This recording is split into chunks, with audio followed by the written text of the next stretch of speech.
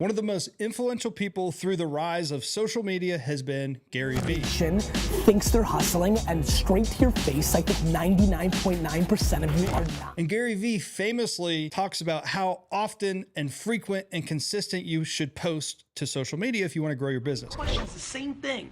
Put out content, put out a great product, test things, try it all, use data, use your intuition, test and learn, test and learn, test and learn. I don't say Gary Vee's wrong, but Gary Vee also has a team of a videographer or two, a editor or two, a social media manager or two, and a content manager or two or three. So he has a team of 5, 6, 7, 8 people that's posting all of this content for him. And he can get out 20, 30, 50, 100 posts a day across different platforms. And while I think that is effective for him at his level, you run a business. You are a small business owner. It might be just you. It might be you and one other person. And doing that much is not feasible. We actually stopped posting a whole bunch of times and decreased the frequency of posting, and our businesses grew. Mine, my wife's, our social media grew, our content grew, our engagement grew, and most importantly, the revenue of the business grew. So we're going to talk about how we slowed down the content production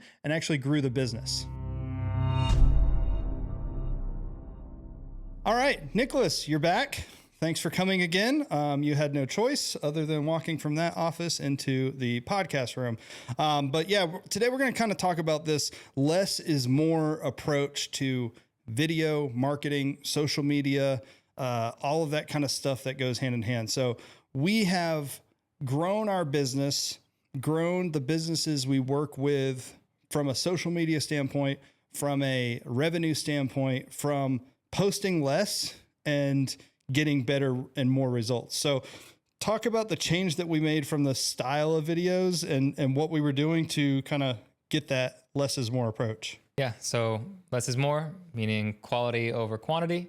Both the algorithm and your viewers and your customers care to see more quality content. So when you are considering posting to social media or you're wondering what you should post, what you should do is go back and look what did good and what did bad. And if it did bad, you don't need to do more of that. It's actually better to post less and post better content. Yeah. So what is considered good? How do we judge good? What do you call a good thing? Well, everybody's different. Good for me, who has, 1,500 subscribers on YouTube. Good for me could be 1,000 views. Good for my wife, who has 33,000 subscribers, could be 10,000 views. Good for Chris, who is the editor of our short form videos, who has 1 million subscribers. Good for him is 5 million views on a video. So everybody's good is different from a view standpoint. If you get a lot of views, that could be good. Now, there's also engagement. How much engagement did it get? Is it getting more likes, shares, comments? If it gets more than the other things, then that was good.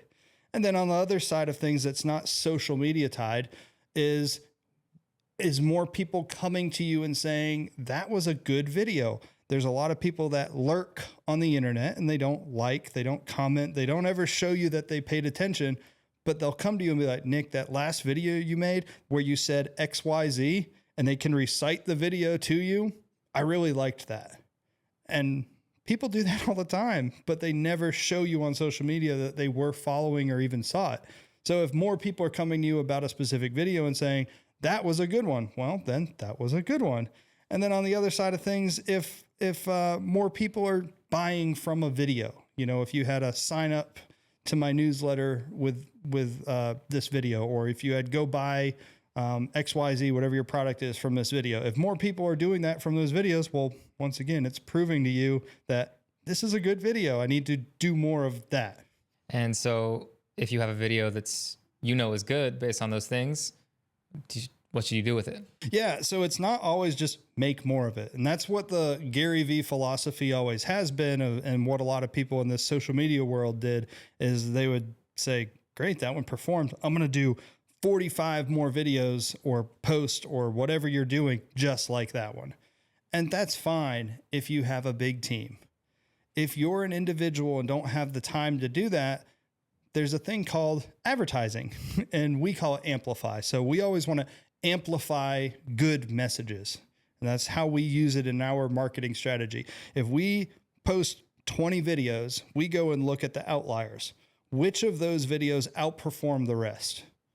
Well, whichever one was an outperformer, whichever one was an outlier, we're going to put ad dollars behind it because the money can show it and put it in front of more people than I can by doing it again.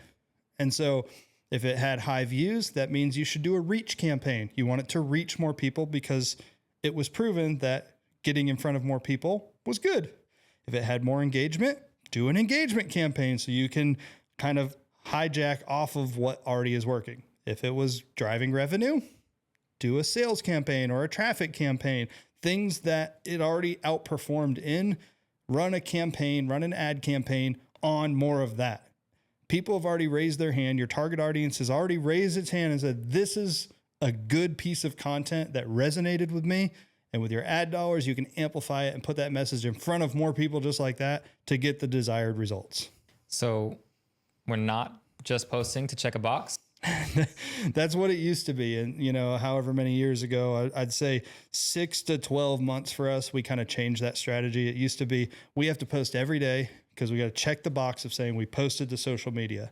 And what we saw was, well, when we checked that box, while it was nice to check a box and you saw us consistently posting, we were struggling to get like good content out, you know, struggling to find value because we had to do so much to stay relevant.